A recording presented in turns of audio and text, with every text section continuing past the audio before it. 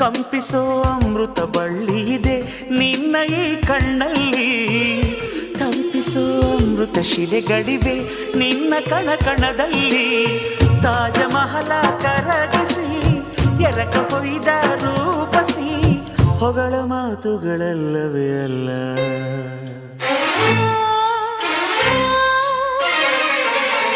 ನಿನ್ನ ವಿನಃ ಏನಿಲ್ಲ, ಪುನಃ ಪುನಃ ಕೇಳಿದ